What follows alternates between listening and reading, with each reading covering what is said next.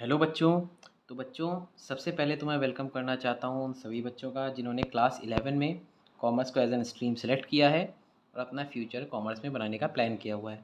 तो बच्चों, जैसा आप सभी लोग जानते हैं, हम इस चैनल पे क्लास 11 के अकाउंटेंसी के चैप्टर वाइज सारे टॉपिक्स कवर करने वाले हैं और उनकी वीडियोज़ आपको मिल जाएंगी। साथ ही साथ हम जो भी टॉपिक्स यहाँ पर कवर करेंगे उन सभी से रिलेटेड क्वेश्चन पेपर आपको हमारे टेलीग्राम चैनल पर सेम डे अवेलेबल हो जाएगा, जिससे कि आप लोग अगर फर्दर प्रैक्टिस करना चाहें तो आप लोग कर सकते हैं।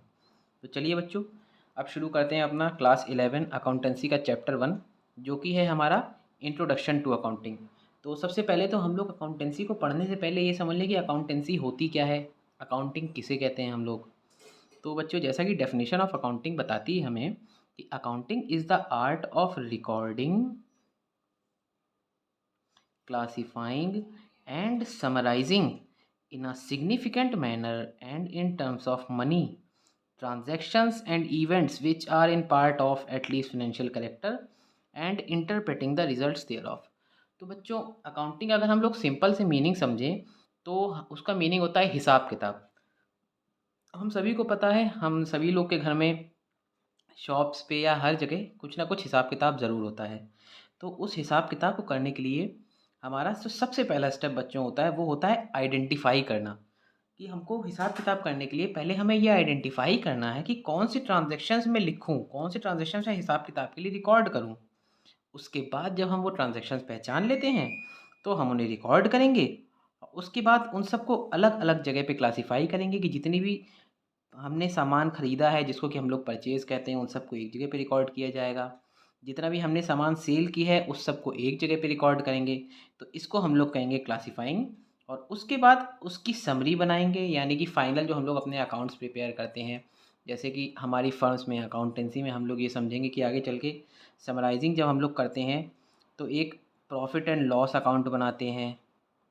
तो इस अकाउंट को जब बनाते हैं तो इसे हम लोग कहेंगे समराइजिंग। इस तरह का प्रॉफिट एंड लॉस अकाउंट बनता है, बैलेंस शीट बनता है।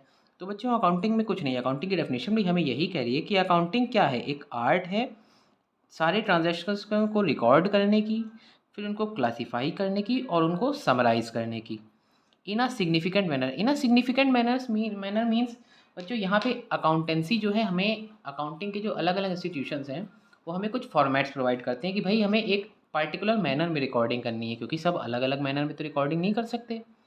तो इसलिए ये जितनी भी समराइजिंग, क्लासीफाइंग और रिकॉर्डिंग होगी, एक सिग्निफिकेंट, एक प्रॉपर मैनर में होगी, प्रॉपर फॉर्मेट में होगी and in terms of money होगी। दूसरी बात सबसे इम्पॉर्टेंट बच्चों ये है कि हमें मनी के टर्म्स में रिकॉर्डिंग करनी है, यानी कि हम सिर्फ उन्हीं ट्रांजैक्शन को रिकॉर्ड करेंगे जो कि मनी के टर्म्स में हम लोग मेजर कर सकते हैं, जिन्हें हम मनी के टर्म्स में लिख सकते हैं, रिकॉर्ड कर सकते हैं।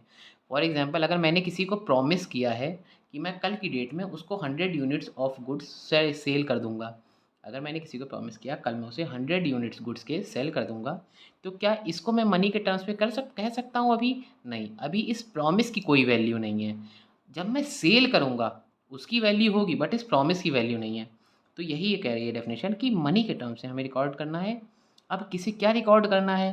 भाई ये कह रहे हैं ट्रांजैक्शंस और इवेंट्स को रिकॉर्ड करना है। जितने भी ट्रांजैक्शंस होंगे या इवेंट्स होंगे जो कि मनी के टर्म में हम मेजर कर सकते हैं, उन सभी को हमें रिकॉर्ड करना है, क्लासीफाई करना है, समराइज़ करना है, जो कि एट लीस्ट फाइनेंशियल कैरेक्टर के हों। फाइनेंशियल कैरेक्टर मीन्स बच्चों यही चीज़ है कि मनी के टर्म्स में जो हों, जो मनी के टर्म में हम मेजर कर सकें, सिर्फ उन्हीं को करना है। एंड उनके बाद उन सबको रिकॉर्ड करने के बाद उससे हमें रिज़ल्ट इंटरप्रेट करना है। अब रिज़ल्ट हम क्या निकालेंगे भाई बच्चों? रिज़ल्ट ये निकल सकता है जैसे कि कोई भी फर्म, कोई भी कंपनी, कोई भी छोटी से छोटी दुकान हमेशा रिज़ल्ट में क्या जानना चाहेगी कि उसको प्रॉफ़िट कितना हुआ, हुआ भी है या नहीं, या फिर लॉस हुआ है क्या, लॉस हुआ है तो कितना हुआ है। तो ये हर कोई भी शॉपकीपर, कोई भी बिजनेसमैन ये जानना चाहता है कि उसका प्रॉफिट हुआ है या लॉस हुआ है, या आज के टाइम में उसकी कंपनी की या शॉप की, दुकान की, उसके बिज़नेस की क्या पोजीशन है। तो ये सारे रिजल्ट्स हम कैसे कब कब इंटरप्रेट कर पाएंगे? जब हमने रिकॉर्डिंग, क्लासीफाइंग, समराइजिंग वगैरह सब प्रॉपर मैनर में कर लिया होगा। तो अकाउंटिंग की डेफिनेशन हमें यही बताती है कि हमें अकाउंटिंग में पर्टिकुलरली क्या काम करना है। ओवरऑल भाई अकाउंटिंग में हमें रिकॉर्ड करना है, क्लासीफाई करना है, समराइज़ करना है एक सिग्निफिकेंट मैनर में और मनी के टर्म्स में। किसको रिकॉर्ड करना है? ट्रांजैक्शन और इवेंट्स को, वो भी उन ट्रांजेक्शन्स और इवेंट्स को जो कि फाइनेंशियल कैरेक्टर के हों, और उसके बाद जब रिकॉर्ड कर लेंगे तो हमें उससे रिजल्ट्स इंटरप्रेट करने हैं। तो बच्चों ये है हमारी अकाउंटिंग की डेफिनेशन। अब इस डेफिनेशन को हम और अच्छे से समझेंगे अकाउंटिंग साइकिल के थ्रू। तो चलिए बच्चों हम लोग अकाउंटिंग साइकिल पे आते हैं। अकाउंटिंग साइकिल क्या कह रही है? तो अकाउंटिंग साइकिल हमें बताती है कि अकाउंटेंसी में क्या क्या स्टेप्स होते हैं और एक के बाद एक क्या स्टेप्स होंगे। तो जैसा कि हम लोग ने अभी अब डेफिनेशन में पढ़ा था, सबसे पहला काम हमारा होता है आइडेंटिफिकेशन ऑफ फिनेंशियल ट्रांजेक्शन्स। जितने भी ट्रांजेक्शन्स हैं उनमें हमें पहले आइडेंटिफाई करना है कि हमें किस कौन सी ट्रांजेक्शन्स मैं रिकॉर्ड कर सकता हूँ अकाउंटिंग में, क्योंकि सारी ट्रांजेक्शन्स तो मैं नहीं कर सकता। अगर मैंने किसी को प्रॉमिस किया है सेल करने का, प्रॉमिस टू सेल है, तो ये अकाउंटिंग, ये फाइनेंशियल कैरेक्टर का ट्रांजेक्शन है बच्चों? नहीं, ये बिल्कुल नहीं है। बट अगर मैंने किसी को सेल कर दिया तो हाँ, ये मेरे अकाउंटिंग ट्रांजेक्शन है, ये मैं फाइनेंशियल ट्रांजेक्शन कह सकता हूँ। तो सबसे पहले तो मैं सारे ट्रांजेक्शन में आइडेंटिफाई करूँगा कि कौन सा ट्रांजेक्शन रिकॉर्ड करना है, कौन सा नहीं। अब बच्चों जब आपने आइडेंटिफाई कर लिया कि हाँ भाई ये ट्रांजेक्शन रिकॉर्ड करना है, आपका ये फर्स्ट स्टेप हो गया। अब आपका आता है सेकंड स्टेप, जो कि है measurement of transactions in terms of money. अब आप ये मैं देखेंगे कि आपने सेल का अगर आपने आइडेंटिफाई कर लिया है तो ये सेल कितने की हुई है, इसकी वैल्यू क्या है। फॉर एग्जांपल मान लीजिए आपने कहा भाई 10,000 रुपीज़ की सेल है, तो ये हो गया आपका सेकंड स्टेप, यानी कि आपने अब इस ट्रांजेक्शन को मनी के टर्म्स में मेजर कर लिया है। देन अब आप आएंगे थर्ड स्टेप पे। अब भाई जब बच्चों ने आइडेंटिफाई कर लिया, मेजर कर लिया, तो अब बच्चे रिकॉर्ड करेंगे। और रिकॉर्ड कहाँ करेंगे? सबसे पहले हम रिकॉर्ड करते हैं जर्नल में, in the form of journal entry. Then record करने के बाद फोर्थ स्टेप आता है क्लासीफाई करने का। क्लासीफाई कैसे करते हैं भाई? क्लासीफाई में हम ये करेंगे, जितने भी परचेजेस के ट्रांजेक्शन्स होंगे वो सब हम एक जगह उतार देंगे, जितने सेल्स के ट्रांजेक्शन होंगे वो सब एक जगह उतार देंगे। तो इस तरह से सारे ट्रांजेक्शन्स ऑफ सेम नेचर, जितने भी ट्रांजेक्शन्स जो सेम नेचर के होंगे उनको एक जगह उतार देंगे। इसको हम लोग कह देंगे क्लासीफाई कर दिया भाई। और जहाँ पे हम लोग क्लासीफाई करते हैं रिकॉर्ड्स को, ट्रांजेक्शन्स को, उस जगह को कहा जाता है, उस बुक को कहा जाता है ledger. Okay. Then fifth step बच्चों आता है, अब आपने जब क्लासीफाई कर दिया तो समराइज़ कर लीजिए। समराइज़ मीन्स इनकी एक समरी बनेगी। तो समरी में क्या क्या बनाते हैं हम लोग? एक तो हम लोग बनाते हैं प्रॉफिट एंड लॉस अकाउंट। उससे हमें पता चलता है कि हमारा प्रॉफिट हुआ या लॉस, ताकि हम इसको इंटरप्रेट तभी तो कर पाएंगे जब हम समरी निकाल लेंगे। भाई किसी भी चीज़ का रिजल्ट जानने के लिए मैं सारी परचेजेस तो गिनूंगा नहीं, सारी सेल्स तो गिनूंगा नहीं ईयर के एंड में। तो मैंने एक समरी बना ली प्रॉफिट एंड लॉस अकाउंट में। इसी तरह से एक और समरी होती है जिसे हम लोग कहते हैं बैलेंस शीट। ये हमारे बिज़नेस की पोजीशन बताएगी कि आज की डेट में मेरे बिज़नेस की पोजीशन क्या है। तो इस तरह से हमने बैलेंस शीट बनाएंगे। तो ये इस तरह से हम लोग बच्चों सारे ट्रांजैक्शन जो अभी तक हम लोग ने रिकॉर्ड और क्लासीफाई किए उनको समराइज़ कर लिया। अब इसके बाद क्या करना है? अब बच्चे कहेंगे कि भाई समराइज़ कर लिया है तो चलो रिज़ल्ट निकालते हैं। तो रिज़ल्ट निकालने के प्रोसीजर को कहते हैं इंटरप्रिटेशन ऑफ फाइनल अकाउंट्स। ये जो अकाउंट्स हैं ये कहलाते हैं हमारे फाइनल अकाउंट्स, और इनको इंटरप्रेट करेंगे, एनालाइज करेंगे कि भाई हमारा प्रॉफिट हुआ तो कितना हुआ, हमारे जो पोजीशन है फर्म की, जो कंपनी की बिज़नेस की पोजीशन है, वो ग्रो कर रही है या डिक्लाइन कर रही है, ये सब हम समझेंगे। और सेवेंथ स्टेप बच्चों हमारा आता है communication of information to various users of accounting. Seventh step में हमने ये जितना भी रिजल्ट्स निकाले हैं, ये हम अलग अलग यूज़र्स जितने भी हैं अकाउंटिंग के, उन सबको ये सारे इन्फॉर्मेशन कम्युनिकेट करेंगे। अब कम्युनिकेट हम क्यों करें? रीज़न अब क्वेश्चन यहाँ पे आएगा, बच्चे कहेंगे भाई कम्युनिकेशन क्यों करना है, हमने रिकॉर्ड कर लिया, हमने तो जान लिया प्रॉफिट हो रहा है कि नहीं। लेकिन नहीं बच्चों, असल में होता ये है कि जैसे फॉर एग्जांपल आप किसी कंपनी में accountant, as an accountant job कर रहे हैं, तो आपने जो भी प्रॉफिट निकाला, जो भी आपको पता चला कंपनी ग्रो कर रही है या नहीं, आप उस कंपनी के ओनर को बताओगे, वो जानना चाहेगा। उसके अलावा उस कंपनी के जितने भी इन्वेस्टर होंगे जो कि उस कंपनी में इन्वेस्ट करने के लिए सोच रहे होंगे, उनको भी तो ये जानना है ना कि भाई ये कंपनी एक्चुअली में प्रॉफिट अर्न भी कर रही है कि नहीं, पहला मैं इन्वेस्ट कर दूँ और लॉस में चला जाऊँ। तो इस तरह से ओनर हो गए, इन्वेस्टर हो गए, इसी तरह से एक्सेट्रा कई सारे यूज़र्स ऐसे होते हैं जिनको इस नॉलेज में इंटरेस्ट होता है, इस इंफॉर्मेशन में इंटरेस्ट होता है। तो हमें उन सबको ये इन्फॉर्मेशन कम्युनिकेट करनी होती है। तो बच्चों इस तरह से ये जो 7 स्टेप्स हैं, इसी को हम लोग कहते हैं हमारी अकाउंटिंग साइकिल या फिर कैरेक्टरिस्टिक्स ऑफ अकाउंटिंग। तो आई थिंक अब बच्चों को डेफिनेशन अकाउंटिंग की, और अकाउंटिंग में क्या क्या हम करेंगे और किस तरह से करेंगे, अकाउंटिंग साइकिल किस तरह से चलेगी, ये बच्चों को समझ में आ गया है। अब बच्चों इसके आगे हम लोग बढ़ते हैं हमारा नेक्स्ट टॉपिक है ऑब्जेक्टिव्स ऑफ अकाउंटिंग। अकाउंटिंग के ऑब्जेक्टिव्स क्या हैं, हम जो कर रहे हैं अकाउंटिंग वो क्यों कर रहे हैं, किस रीज़न से कर रहे हैं। तो बच्चों पहला ऑब्जेक्टिव होता है to keep systematic record of business transactions. सबसे मेन बात है भाई, कोई भी घर में हिसाब किताब भी हम अगर करते हैं या शॉप है कोई छोटी सी, वो भी एक कुछ हिसाब किताब करता है, तो क्यों करता है, जिससे कि एक सिस्टमेटिक रिकॉर्ड रहे। क्योंकि मैंने आज की डेट में 10 ट्रांजेक्शन्स किए, कल की डेट में मैं हो सकता है 20 ट्रांजेक्शन्स और करूँ। सारे ट्रांजेक्शन्स मुझे तो नहीं याद रहेंगे मंथ के एंड में या ईयर के एंड में, तो मैं उनको रिकॉर्ड कर लेता हूँ सिस्टमेटिकली, जिससे मुझे हमेशा याद रहें और जब भी मैं देखना चाहूँ मैं देख सकूँ। Then to calculate profit and loss. ये भी बड़ा इंटरेस्टिंग चीज़ होती है, हर बिजनेस को जानना है भाई मेरा प्रॉफिट हो रहा है या लॉस, तो सेकंड ऑब्जेक्टिव होता है प्रॉफिट या लॉस कैलकुलेट करने के लिए हम अकाउंटिंग करेंगे।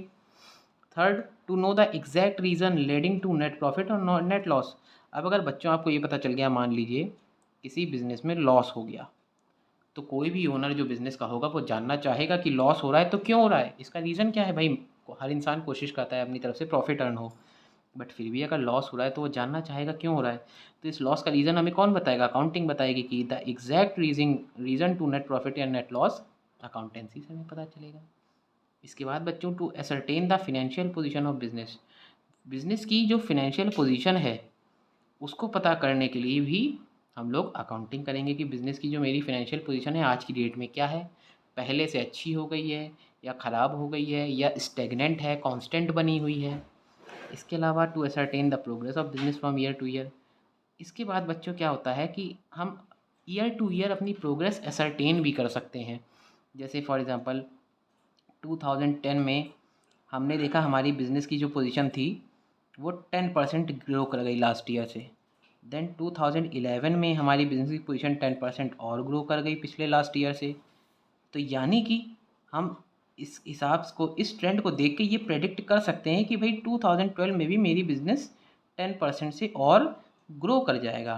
तो ये ट्रेंड हमें किससे पता चलेगा भाई, अकाउंटिंग से पता चलेगा। इसके बाद बच्चों to prevent and detect errors and frauds.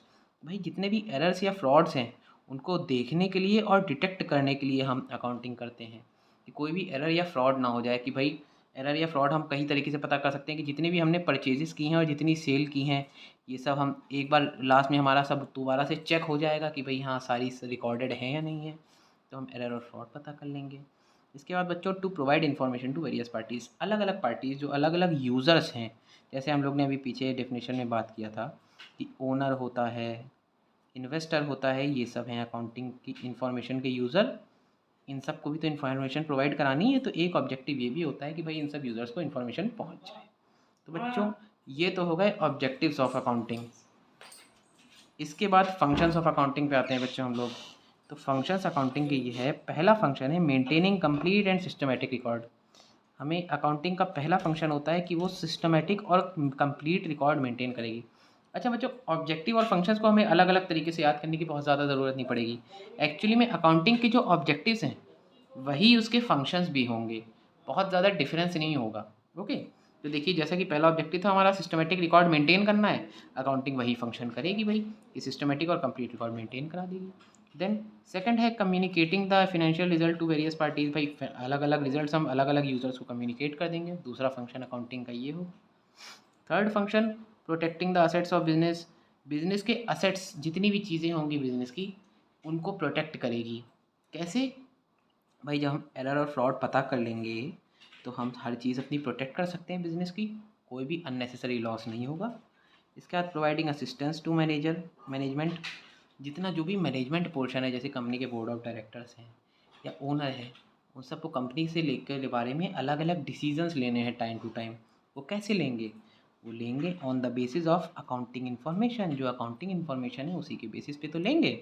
तो बच्चों हमें मैनेजमेंट जो भी होगा फर्म का या कंपनी का, उससे भी असिस्टेंस बहुत हेल्प हो जाती है अकाउंटिंग इन्फॉर्मेशन के थ्रू। तो एक फंक्शन ये भी हो गया अकाउंटिंग का। Then fifth function is trusteeship. Accounting का एक फंक्शन ये होता है कि वो ट्रस्टीशिप मेंटेन करती है। अब इस पॉइंट को हम लोग जब आगे करना शुरू करेंगे अकाउंटिंग को, तो हम लोग बहुत बेटर समझेंगे। अभी हम लोग ब्रीफ में अगर समझें तो इसका मतलब ये है कि अकाउंटिंग जब हम लोग करते हैं तो एक्चुअली में हम कंपनी में पैसे लगा रहे हैं और कंपनी से और प्रॉफिट अर्न कर रहे हैं। कंपनी अपने पैसे से नहीं कर रही है, तो एक तरीके से मैं कह सकता हूँ मैं कंपनी का ट्रस्टी हूँ, मैं कंपनी में पैसा लगा रहा हूँ। कंपनी अपना कुछ नहीं लगा रही है या फर्म अपना कुछ नहीं लगा रही है, तो अकाउंटिंग ट्रस्टीशिप मेंटेन करती है, वो इस चीज़ को देख के रखती है कि भाई जितना पैसा मेरा है वो मेरा ही रहे, और जो जो प्रॉफिट या जो भी चीज़ें कंपनी की हैं, फर्म की हैं, वो फर्म की रहें। तो इस रिलेशन को मेंटेन करने में हेल्प करती है हमारी अकाउंटिंग। इसके बाद हमारा फंक्शन है कंप्लायंस ऑफ लीगल नीड्स। जितने भी लीगल नीड्स, अब जैसे बच्चों ईयर एंड हुआ, भाई टैक्स पे करना है, अलग अलग डॉक्यूमेंट्स प्रिपेयर करने हैं, तो हम कैसे करेंगे, टैक्स कैसे पे करेंगे, उसके लिए हमें पता होना चाहिए ना प्रॉफिट या लॉस कितना हुआ, इनकम कितनी हुई। तो वो कैसे हो पाएगा भाई, जब हमारे पास पूरा सिस्टमेटिक रिकॉर्ड होगा, तो हम उसी बेसिस पे जितने भी लीगल डॉक्यूमेंट्स बनने हैं, टैक्स पे करना है, जो भी कुछ होना है, वो सब भी कर पाएंगे। तो यानी कि लीगल नीड्स भी हमारी कंप्लाई कर जाएंगी। अकाउंटिंग का एक फंक्शन ये हो गया। Then fixing responsibility. अब बच्चों रिस्पॉन्सिबिलिटी भी हम फिक्स कर सकते हैं इससे। अकाउंटिंग का एक फंक्शन ये होगा कि हम रिस्पॉन्सिबिलिटी फिक्स कर लेंगे। वो किस तरह से करेंगे बच्चों, जब हमारे पास हर हेड की, हर डिपार्टमेंट की अगर हम अकाउंटिंग कर रहे हैं, जैसे कंपनी में कोई भी अगर कंपनी है तो उसके पास अलग अलग डिपार्टमेंट होता है। एक होगा उसका जो मार्केटिंग डिपार्टमेंट होगा, ठीक, एक होगा बच्चों जो सेल्स डिपार्टमेंट होगा, एक होगा बच्चों जो प्रोडक्शन का डिपार्टमेंट होगा। तो ये सारे डिपार्टमेंट जब हम प्रॉपर्ली इन सब के रिकॉर्ड्स को रिकॉर्ड करेंगे सिस्टमेटिकली, तो हमें पता चलेगा कि ये किस तरह से फंक्शन कर रहे हैं। ये मार्केटिंग अगर हो रही है तो कैसी मार्केटिंग हो रही है, सेल्स हो रही है तो कितनी हो रही है, प्रोडक्शन हो रहा है कितना हो रहा है। जब मुझे पता चलेगा कि अभी ये लोग क्या क्या कर रहे हैं, किस तरह से परफॉर्म कर रहे हैं, उसी हिसाब से तो मैं इनको रिस्पॉन्सिबिलिटी दे पाऊँगा कि भाई आप अपनी सेल इंक्रीज़ करिए या डिक्रीज़ करिए, या आप अपना प्रोडक्शन इंक्रीज़ करिए या डिक्रीज़ करिए। तो हम रिस्पॉन्सिबिलिटीज़ कैसे फिक्स करेंगे, जब हमारे पास इन्फॉर्मेशन होगी। तो फिर जो सेवन्थ फंक्शन हमारी अकाउंटिंग का है, वो है फिक्सिंग रिस्पॉन्सिबिलिटी। तो बच्चों ये थे हमारे ऑब्जेक्टिव्स और फंक्शंस अकाउंटिंग के। फंक्शंस के बाद अब हम लोग समझेंगे कि भाई बुक कीपिंग और अकाउंटिंग में डिफरेंस क्या है। भाई बुक कीपिंग और अकाउंटिंग में बच्चों उतना ही डिफरेंस है, जैसे कि फॉर एग्जांपल हम लोग अपने घर में हिसाब किताब करते हैं मंथ के एंड में या मंथ से के स्टार्टिंग में। जैसे आप सबको पॉकेट मनी मिलती होगी, तो आप लोग भी कहीं ना कहीं एक हिसाब करते होंगे कि भाई अब की बार मेरे मंथ में इतना इतना मुझे खर्चा करना है, इस फ्रेंड को ये बर्थडे पार्टी देनी है, यहाँ यहाँ पे खर्चा होना है, और इसके बाद इतने पैसे मेरे बचेंगे। तो आप लोग हिसाब किताब कर रहे हैं, तो वो जो हिसाब किताब आप कर रहे हो वो कहलाती है बुक कीपिंग। और हम लोग accounting is a much larger concept than book keeping. Accounting book keeping से बड़ा कॉन्सेप्ट है। कैसे, अब हम लोग उसको समझते हैं। भाई बुक कीपिंग में हमने जो अकाउंटिंग साइकिल में 7 स्टेप्स पढ़े, बुक कीपिंग में सिर्फ 4 स्टेप्स आते हैं उसमें से। यानी कि स्टार्टिंग के जो 4 स्टेप्स हैं वो खाली बुक कीपिंग के हैं। तो पहला स्टेप होता है आइडेंटिफिकेशन करना, ये आप बच्चे लोग करते हैं, है ना, रिकॉर्ड कर बनाते समय। सेकंड, मेजर करते हैं आप लोग भाई कि कौन कौन से ट्रांजेक्शन्स आइडेंटिफाई करके रिकॉर्ड करने हैं। पहले तो आप आइडेंटिफाई करोगे, फिर मेजर करोगे, यानी कि उन ट्रांजेक्शन्स की वैल्यू आप असरटेन करोगे कि भाई इतनी इतनी वैल्यू के ट्रांजेक्शन्स होंगे। फिर आप उन्हें रिकॉर्ड कर लोगे कहीं पे कि भाई ये ट्रांजेक्शन्स होंगे मेरे इस मंथ में। और उसके बाद आप उन्हें क्लासीफाई कर दोगे कि उनको रिकॉर्डिंग मैंने ये सारे ट्रांजेक्शन्स रिकॉर्ड करने के बाद आप ये लिख लोगे कि हाँ भाई यहाँ यहाँ से मुझे पैसे मिलने हैं, यहाँ यहाँ पे खर्चे होने हैं। तो आपने सेम नेचर के ट्रांजेक्शन्स अलग अलग रिकॉर्ड कर दिए। तो ये 4 स्टेप्स जो होते हैं ये होते हैं बुक कीपिंग के। अब अकाउंटिंग साइकिल में बच्चे कहेंगे कि सर 3 स्टेप्स और थे। तो वो जो एंड के 3 स्टेप्स होते हैं, अगर वो भी हमने कर दिए तो यानी कि अब हम अकाउंटिंग पूरी कंप्लीट कर दिए। तो यानी कि अगर स्टार्टिंग के 4 स्टेप्स हैं, सिर्फ उतने काम किया जा रहा है, तो उसे हम कहेंगे बुक कीपिंग हुई है, भाई अकाउंटिंग नहीं हुई है। लेकिन अगर हमने सारे 7 स्टेप्स फॉलो कर दिए, सारे 7 स्टेप्स हमने परफॉर्म कर दिए, तो हम कह सकते हैं कि भाई अकाउंटिंग हो रही है। अब अकाउंटिंग कैसे, फिफ्थ स्टेप था हमारा समराइजिंग। इसमें हम लोग क्या करते थे, पी एंड एल यानी कि प्रॉफिट एंड लॉस अकाउंट बनाते थे, बैलेंस शीट बनाते थे, समराइज। ये आप लोग नॉर्मल थोड़ी ना करते हो डेली हिसाब किताब में, ये तो फर्म वगैरह करेंगी। आप लोग क्या करोगे, पी एंड एल और बैलेंस शीट बना के, और घर में भी नहीं होता ये सब, ठीक है। इंटरप्रेटिंग, फिर इससे हम लोग रिजल्ट निकालेंगे, प्रॉफिट हुआ या लॉस हुआ। बैलेंस शीट में हमारी फर्म की वैल्यू कितनी है, पोजीशन कितनी है, तो ये इंटरप्रेट कर लिया हम लोगों ने। और इसके बाद हम इस इंफॉर्मेशन को अलग अलग यूज़र्स को कम्युनिकेट कर देंगे। तो ये 3 स्टेप्स हो गए अकाउंटिंग के। यानी कि स्टार्टिंग के 4 स्टेप्स बुक कीपिंग का पार्ट हैं, एंड के 3 स्टेप्स अकाउंटिंग का पार्ट हैं। यानी कि हमने सारे स्टेप्स कर लिए, ऑल 7, तो हमने अकाउंटिंग कर ली। और अगर खाली स्टार्टिंग के 4 स्टेप्स भी रुक गए तो बुक कीपिंग हो गई। अच्छा बच्चों, अब बुक कीपिंग क्या है, it is a part of accounting. ये अकाउंटिंग का पार्ट है। क्यों, क्योंकि अकाउंटिंग में तो 7 स्टेप्स थे, बुक कीपिंग में सिर्फ 4 हैं। तो यानी ये 4 स्टेप्स इनका पार्ट हैं, तो ये मतलब बुक कीपिंग अकाउंटिंग का पार्ट है। और it is more than just book keeping. Accounting क्या है, ये बुक कीपिंग से ज़्यादा होती है। इसमें सिर्फ ये 4 स्टेप्स नहीं है, अकाउंटिंग में इन 4 में 3 स्टेप्स और एडिशनल हैं। तो ये हमारा बुक कीपिंग और अकाउंटिंग का डिफरेंस हो गया बच्चों। अब हम लोग आएंगे अपने अकाउंटिंग और अकाउंटेंसी के डिफरेंस पे कि अकाउंटिंग और अकाउंटेंसी क्या होती है भाई। तो बच्चों, अकाउंटिंग जैसा कि हमने समझा कि it start where book keeping ends, it involve 4 steps. Accounting वहाँ स्टार्ट होगी जहाँ पे बुक कीपिंग ख़त्म होगी। यानी कि हमने पढ़ा था ना बच्चों कि बुक कीपिंग में 4 स्टेप्स होते हैं, उसके बाद के 5, 6 और 7 एक्चुअली में अकाउंटिंग के सिर्फ यही 3 स्टेप्स होते हैं। जो यही 3 तो नए स्टेप्स हैं जो अकाउंटिंग में हो रहे हैं, ये 4 तो बुक कीपिंग में भी हो रहे थे। तो यानी कि अकाउंटिंग क्या है, ये वहाँ स्टार्ट होगी जहाँ पे बुक कीपिंग एंड होगी, तो उसमें ये 3 स्टेप्स हो जाएंगे। इसके बाद अकाउंटेंसी क्या है बच्चों। अच्छा, बच्चे क्या सोचते हैं कि अकाउंटिंग अकाउंटेंसी एक बात है, लेकिन नहीं, अकाउंटिंग अकाउंटेंसी बच्चों एक बात नहीं है। अकाउंटेंसी क्या है, it refers to systematic knowledge of accounting concerned with principles and techniques which are applied in accounting. It tells us how to prepare the books of accounts. तो सबसे मेन हमको क्या समझ के चलना है कि अकाउंटेंसी जो है वो हमें बताती है कि how to prepare the books of accounts, जो बुक्स हैं अकाउंट्स की वो किस तरह से मेंटेन करें। ठीक, तो ये एक सिस्टमेटिक बॉडी है नॉलेज की, यानी कि अकाउंटेंसी जो है पूरी बॉडी है नॉलेज की, और वो जो रूल्स बताती है, जो प्रिंसिपल्स बनाती है, उनके अकॉर्डिंग अगर मैं फंक्शंस कर रहा हूँ तो वो मेरे कहलाएंगे अकाउंटिंग। और जो पूरी बॉडी है नॉलेज की वो है अकाउंटेंसी बच्चों। तो ये हमारे डिफरेंस हो गए अकाउंटिंग और अकाउंटेंसी में। इसके बाद बच्चों लास्ट टॉपिक है हमारा यूज़र्स ऑफ अकाउंटिंग। जैसे भी हम लोग ने पढ़ा था भाई, यूज़र्स होते हैं अकाउंटिंग के अलग अलग, जिनको कि अकाउंटिंग इन्फॉर्मेशन में इंटरेस्ट होता है। तो कौन कौन से हैं वो यूज़र।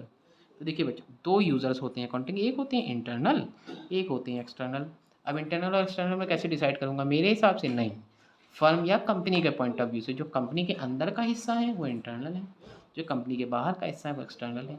इसको इस तरह से भी समझ सकते हैं कि internal users have direct interest in the organisation. Internal users को ऑर्गेनाइजेशन में डायरेक्ट इंटरेस्ट होता है। जैसे ओनर, मैनेजमेंट, अगर ऑर्गेनाइजेशन को प्रॉफिट होगा तो इनको डायरेक्टली प्रॉफिट होगा, ऑर्गेनाइजेशन को लॉस हो गया तो इनको डायरेक्टली लॉस हो जाएगा, तो इनको तो डायरेक्ट इंटरेस्ट है। मैनेजमेंट के साथ भी यही है कि भाई अगर ऑर्गेनाइजेशन को प्रॉफिट हुआ तो मैनेजमेंट की तारीफ़ होगी, लोग कहेंगे बहुत अच्छा मैनेजमेंट है, और अगर लॉस हो गया तो मैनेजमेंट की क्रिटिसिज्म भी हो जाएगी।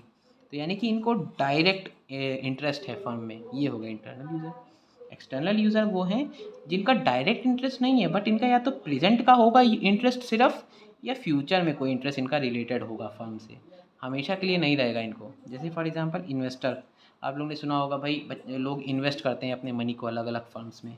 तो भाई वो इन्वेस्ट आप कैसे करोगे, अगर आपसे कहा जाए किसी 2 फर्म हैं ए और बी, इन दोनों में से किसी एक में आपको इन्वेस्ट करना है, तो आप कैसे करोगे भाई।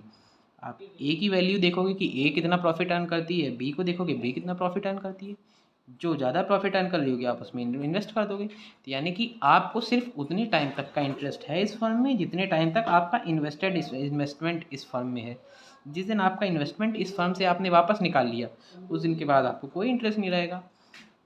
यानी आप एक्सटर्नल यूज़र हो भाई, परमानेंट इंटरेस्ट नहीं है आपको। सेकंड, क्रेडिटर, जिन्होंने फर्म को किसी भी तरीके से पैसे दे रखे हैं किसी भी फॉर्म में, उनको भी इंटरेस्ट होगा, क्योंकि उनको चिंता रहेगी मेरे पैसे वापस मिल पाएंगे कि नहीं। थर्ड, लेंडर, लेंडर भी वही है जिन्होंने इनको किसी भी तरीके से डेट दे रखा है, उनको भी चिंता होगी भैया मेरा पैसा वापस करना, तो उनको भी एक इंटरेस्ट है, बट डायरेक्ट इंटरेस्ट नहीं है।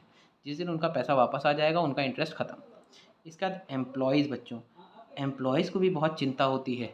आप किसी भी फर्म में अगर आप जॉब कर रहे हो तो आप ये देखोगे ना कि वो फर्म अच्छी है कि नहीं है। जैसे ही आपको पता चलेगा कि बी से ज़्यादा प्रॉफिट ए अर्न कर रही है, आप तुरंत ए में चले जाओगे। तो यानी आपका भी डायरेक्ट इंटरेस्ट नहीं है, इनडायरेक्ट इंटरेस्ट है, या तो प्रेजेंट या फ्यूचर का इंटरेस्ट बस। और उसके अलावा होती है गवर्नमेंट, गवर्नमेंट को भी इंटरेस्ट होता है भाई फर्म में अलग अलग, कि फर्म कितना प्रॉफिट अर्न कर रही है, कितनी इनकम हो रही है, क्योंकि गवर्नमेंट को उसी हिसाब से टैक्स कलेक्ट करना है। तो ये होते हैं बच्चों कुछ एक्सटर्नल यूज़र्स, और भी कई सारे एक्सटर्नल यूज़र हैं जो हम लोग धीरे धीरे पढ़ते पढ़ते समझ में आएंगे, हम लोगों को हम लोग जानते जाएंगे उनके बारे में। तो बच्चों ये था हमारा अकाउंटिंग का बेसिक इंट्रोडक्शन, हमारा फर्स्ट चैप्टर। इसके बाद बच्चों हम लोग पढ़ेंगे अपने नेक्स्ट चैप्टर को। तब तक के लिए बच्चा लोग सब लोग पढ़ते रहिए और हमारे साथ जुड़े रहिए फटाफट अपना सिलेबस कंप्लीट करने के लिए। थैंक यू बच्चों।